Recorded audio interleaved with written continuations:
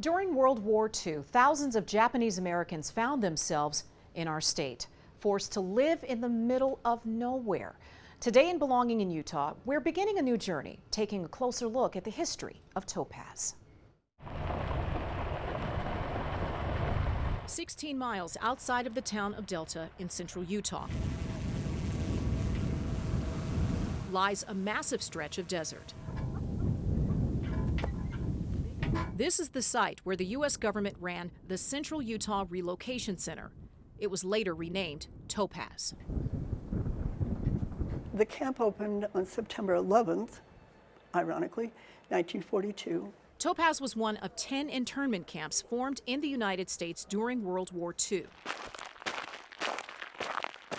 The U.S. government forced thousands of Japanese Americans and those of Japanese descent to live in these camps. Why did they force Japanese Americans to leave the West Coast? Well, they said it was national security.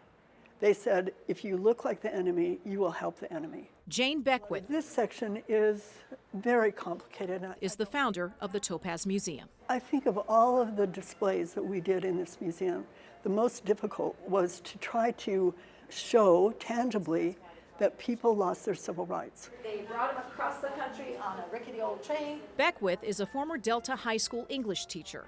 She says the idea of having Topaz Museum started off as a classroom assignment back in 1982. Just come look at this.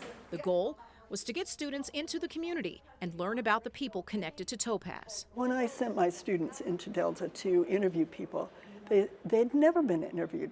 And so they would say things like, oh, I think I still have something that my friend gave me.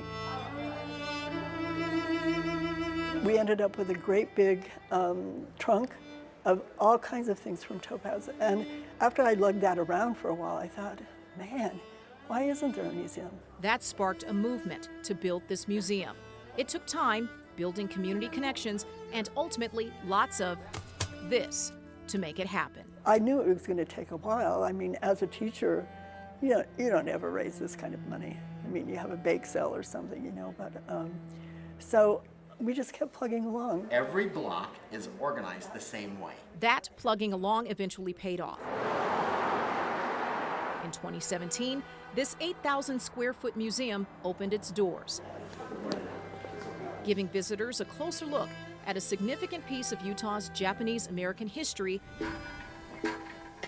and its ties to this space known as Topaz.